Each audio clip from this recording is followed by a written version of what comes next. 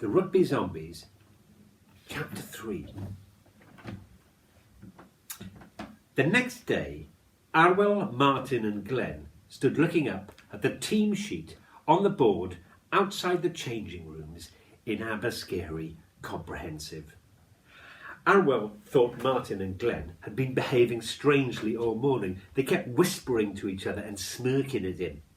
Now, he thought he'd find out why. Year 9 Rugby, first 15, said the list. The usual names were up there, including Glenn, number 2, hooker. But at number 11, there was a new name. Arwell Williams. At last, he'd been selected to play for the firsts. This had never happened before. Arwell had been selected for the seconds, and he'd been a sub for the first, but he'd never had a game. Now, he'd made it. He knew why, of course. Gwyndaf, the Flying Fist, as he liked to be known, had gone to Llangrannog on a Welsh course.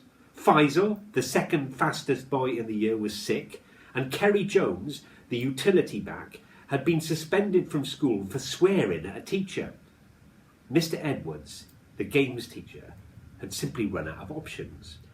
Glenn gave Arwell a congratulatory punch in the arm. "Man, you made it," he laughed. Arwell recoiled, rubbing his arm. It really hurt. Glenn didn't know his own strength. "Only because of crime, disease and Welsh," said Arwell.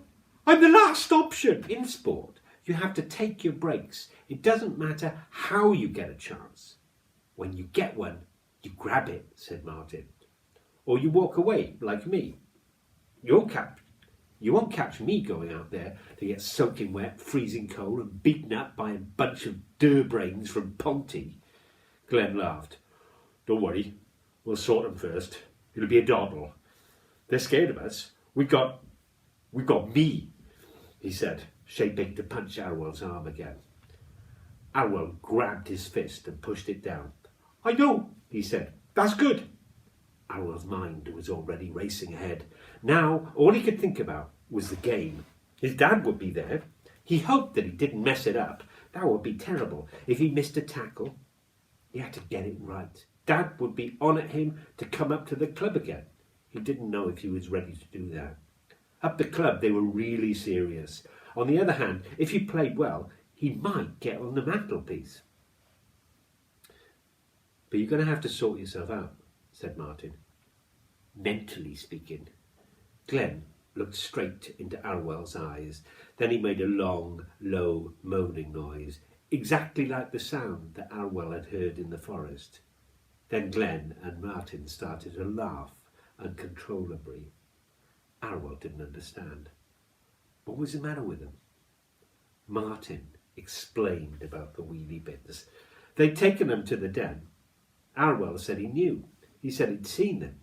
And then Martin started to laugh again, really hard. By the time they got to the bins in the den, it was dark, he said. They'd heard something. Somebody was behind them, following them.